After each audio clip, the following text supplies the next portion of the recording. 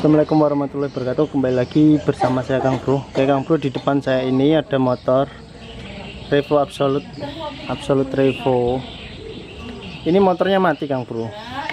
Jadi dari yang punya motor bilangnya pokoknya motor saya mati. Apa motor saya mati, gak mau hidup gitu aja. Coba dicek kan.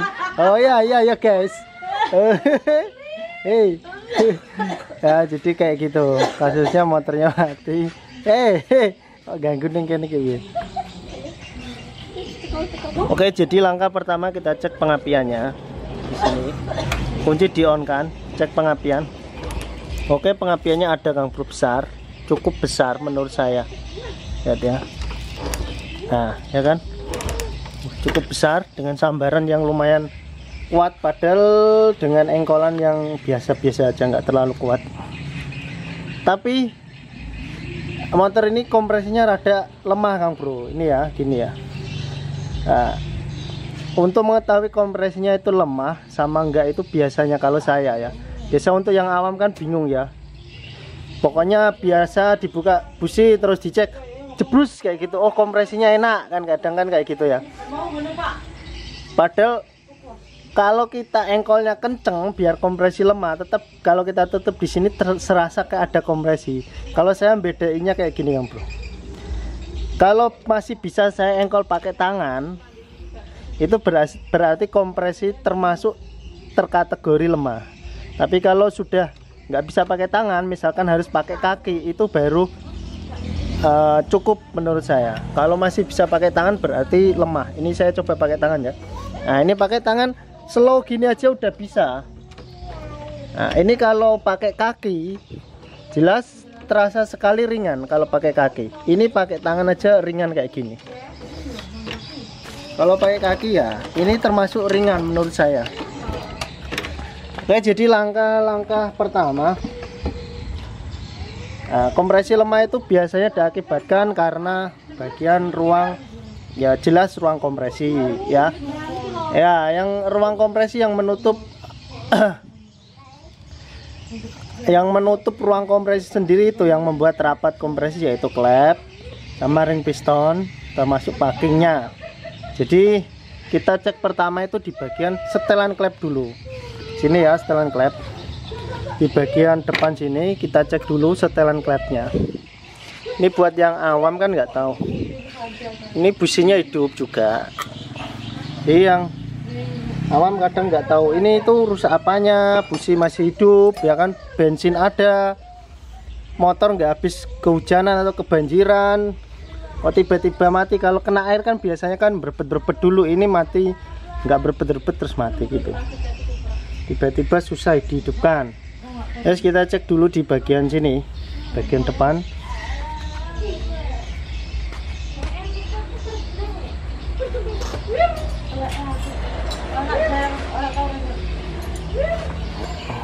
Kita buka tutupnya menggunakan kunci 10.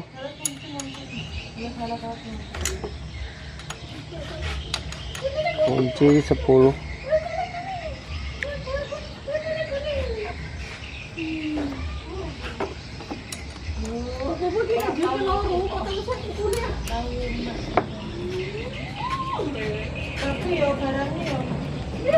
Aduh, keras sekali.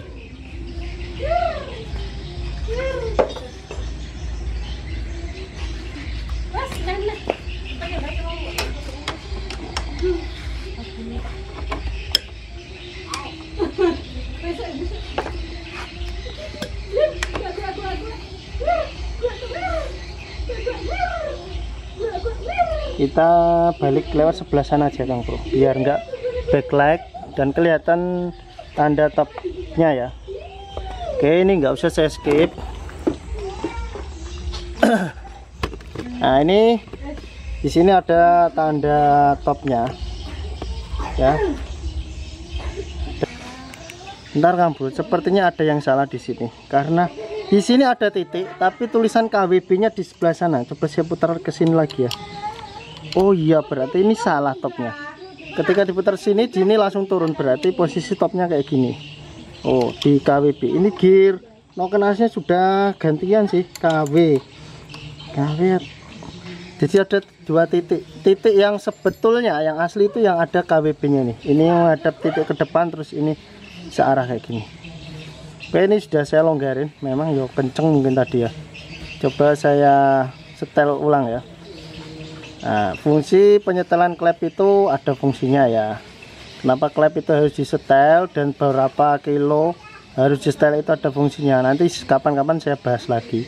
Kenapa kok setelan ada yang 0,5, ada yang 0,10, ada yang 0,15, berbeda-beda ya. Nanti ya kapan-kapan ya saya jelaskan. Oke, ini coba saya setel di sekitar 0,8. Ini coba dulu. Oh, ini terlalu longgar.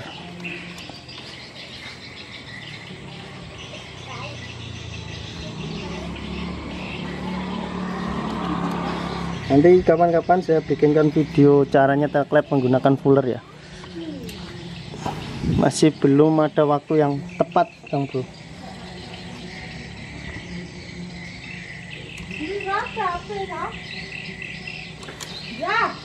Oke, ini sudah top. Coba saya engkol ya.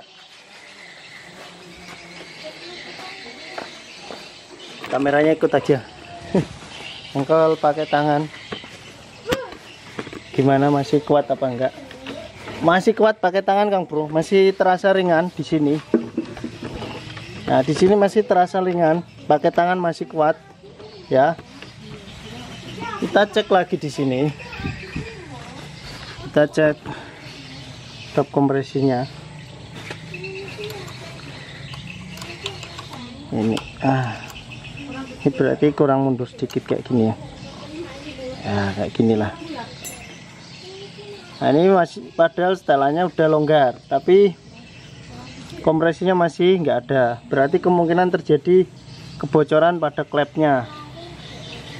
Ya, entah itu disebabkan klep bengkok bisa, terus klep berkerak kotor bisa, ataupun ring pistonnya aus juga bisa. Jadi saya akan lakukan pembongkarannya, Kang Bro. Oke, untuk pembongkaran ini sangat mudah sekali ya, Kang Bro. Untuk motor jenis ini kita tinggal buka knalpot. Knalpot ini kita buka, terus sama di sini bot manifold ini kita buka kanan kiri, terus ini kita buka, terus ini, terus dua bot di dalam sini ada bot 8 juga.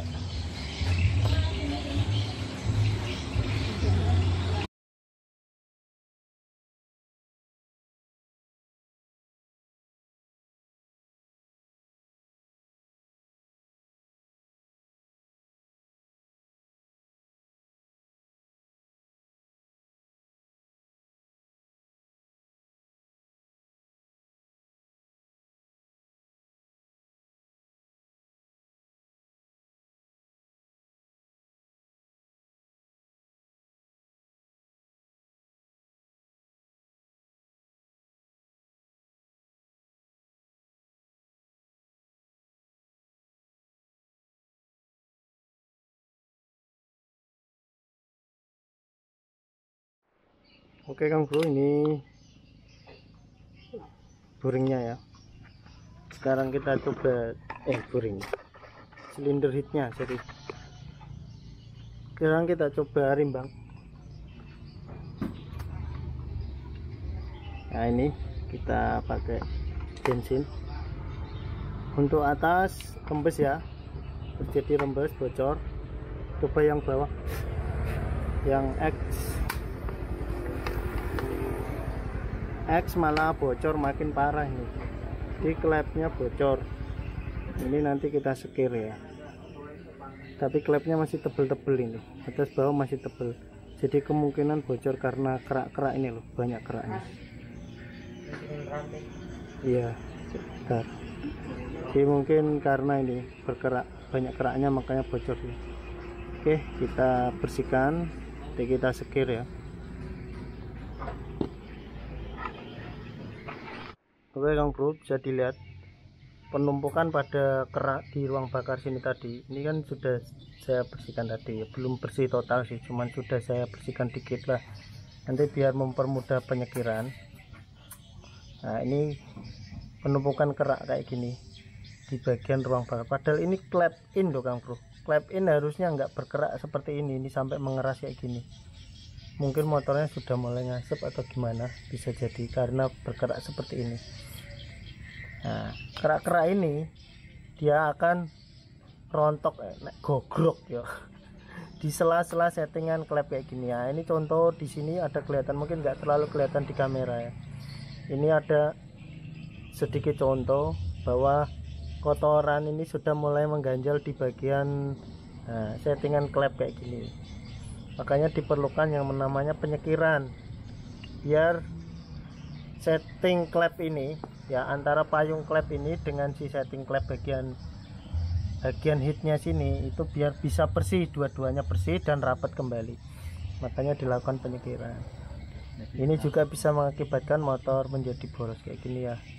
Ini kotor sekali kayak gini dan bergerak. Jadi kita sekir ya. Untuk penyekiran langsung saya skip aja, nggak usah di videoin.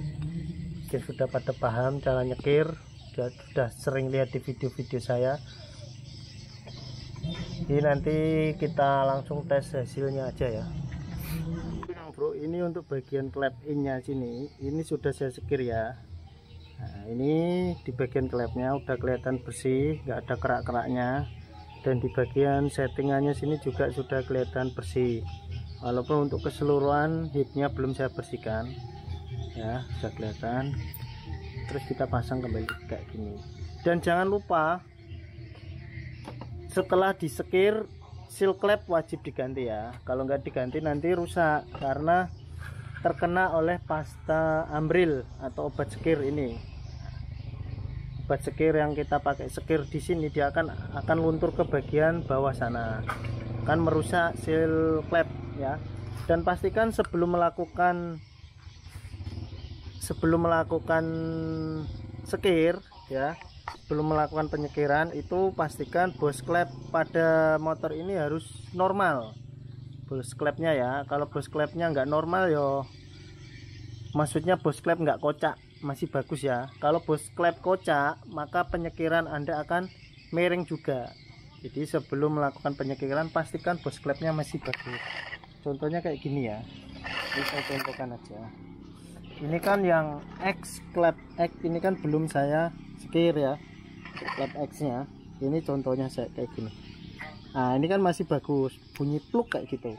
Jadi kalau sudah kelihatannya masih bagus, kita bisa lanjut penyekiran. Oke, di sini kayak gini saya akan memperlihatkan cara saya menyekir. Sedikit contoh saja ya. Ini cara saya menyekir. Saya akan lakukan penyekiran menggunakan bur aja ya, biar prosesnya cepat. Karena ini kan cuma rembes dikit. Jadi pertama-tama ini kita kasih pasta ambril atau obat sekir kayak gini ya. Ini kita kasih, nggak usah terlalu banyak-banyak, yang penting rata. Kalau bocornya cuman tipis-tipis, sekali aja ngasih nggak apa-apa, nggak usah diulang-ulang sampai berapa kali. Nah setelah itu kita masukkan selang kayak gini. Saya masukkan selang bensin yang ujungnya saya kasih karet biar nggak lepas-lepas. Oke, terus mata bor dengan menggunakan sene 10 kayak gini kalau saya, karena kita mutarnya nanti kan ke kanan ya. Ini mata burnya saya mata senenya ini kan beratnya ke kanan, saya tahan selangnya, saya putar gini. Nah terasa udah ngunci. Kalau udah ngunci kita putar gini, selangnya kan ikut muter. Nah kita bisa lanjut penyekiran ya. Kita sekir, kita putar aja gini, naik turunkan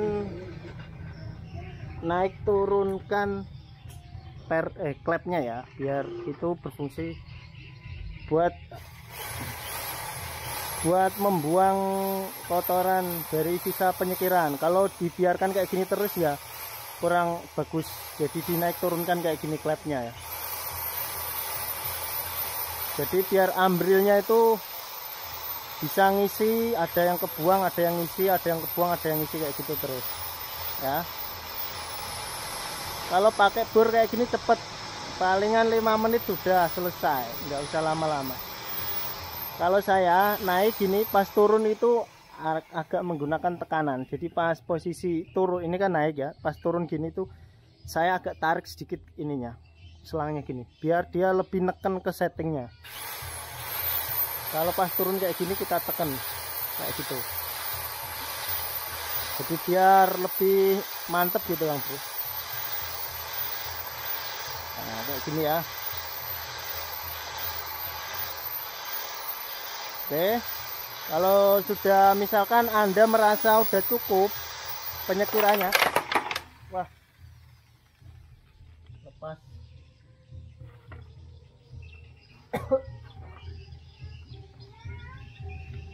Oke, karena terlalu bersemangat. Oke, kalau sudah dirasa cukup di sini, ini saya pasang kembali ya. Nah, jadi kalau saya langkah kedua obat sekir biar aja dulu di sini, saya kasih oli sedikit. Nah, di bagian sininya, settingannya sini. Jadi yang kedua, langkah kedua obat sekir campur oli. Ini kayak gini sudah pernah saya bikinkan tutorial cara nyekir sih, saya sudah pernah bikin yang manual. Ini coba saya ulangi, barangkali ada teman-teman yang kelewat nggak nonton ya. Oke, kayak gini. Nah, biarkan kayak gini aja, obat sekir tercampur dengan oli.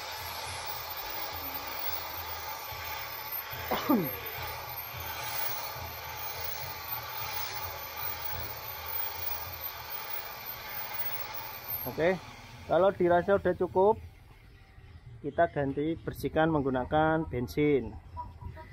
Jadi ini yang terakhir itu memang kita bersihkan semua ya, di setting klepnya, di semuanya ini kita bersihkan pakai bensin.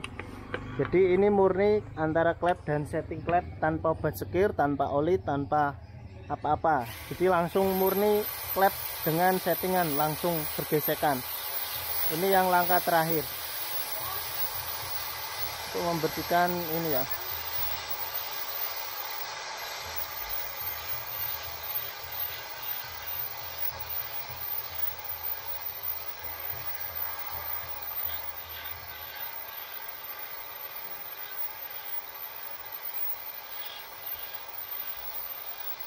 Oke, kalau dirasa sudah cukup, dah kita bisa matikan.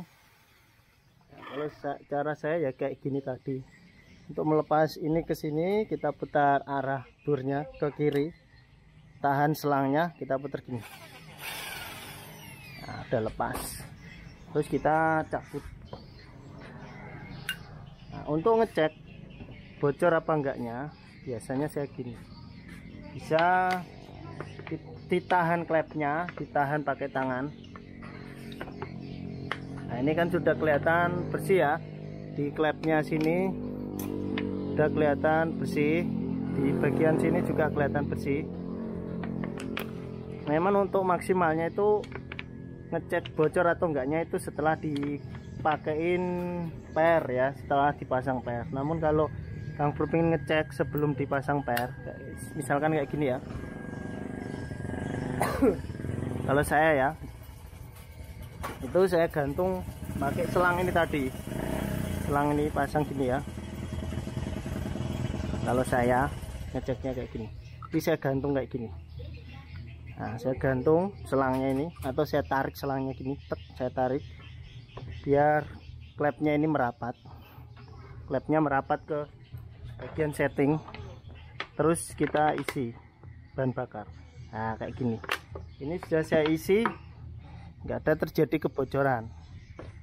Oke, berarti langkah penyekiran sudah berhasil ya.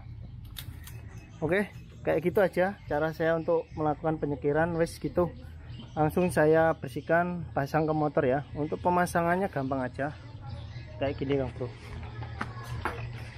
Untuk pemasangan biasanya saya sudah posisikan piston di bagian atas depan. Kalau nggak tahu, ini tanda T-nya kita paskan di sini, piston di bagian depan. Terus ini pairnya kita rakit semua, dan usahain noken asnya ini pada posisi top atau posisi bebas ya. Noken as di posisi bebas kayak gini, dia bisa bergerak maksudnya. Terus kita pasang rantai kamratnya kayak gitu aja. Kalau ini bergerak berarti sudah top noken as. Nah, kalau ada yang bertanya apakah klep perlu di setel lagi, jelas perlu Kang Bro, karena penyekiran, adanya penyekiran itu terjadi perubahan ya, ketinggian pada sudut klep sini. Jadi klepnya ini agak turun sedikit, berapa 00 mili berapalah pokoknya, dia pasti turun. Dan di bagian sini batangnya ini pasti agak sedikit naik, jadi perlu dilakukan penyetelan ulang. Gitu aja ya, kita langsung lihat hasilnya nanti setelah disetir, dipasang, ada kompresinya apa enggak, motor mau hidup apa enggak. Oke Kang Bro ya, ini sudah saya rakit kembali dengan tambahan saya buka karbunya sini. Ini tadi hitam sekali, sampai ini kerak-keraknya nih nggak mau saya hilangin loh Kang Bro, saya gosok-gosok pakai pisau apa deh, saking banyaknya keraknya. Karena di bagian sambungan sini itu rembes, makanya di sini tadi ngedibel, sini rembes. Ini saya buka juga, saya ganti karetnya. Terus sama businya saya ganti, karena busi yang lama ini mereknya apa ini, Alkalin. Ini pecinta produk, ini busi Alkalin. Terus ininya lucu Kang Bro, nah ini gapnya ini sudah pendek sekali ya. Dan yang ini, yang atas yang melengkung ini lebih panjang daripada gapnya ini. Harusnya kan dia kan nggak seperti ini. Tuh, ini lebih panjang ke sini.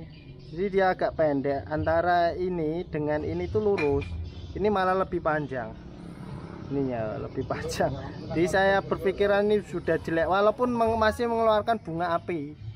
Tapi menurut saya sudah nggak bagus kayak gini. Di motor juga nggak enak tarikannya. Sekarang saya coba, ini sudah saya sekir ya klepnya dengan tambahan itu tadi. Saya ganti packing karet di sini sama businya. Coba kita nyalakan. Ya, langsung urip yo.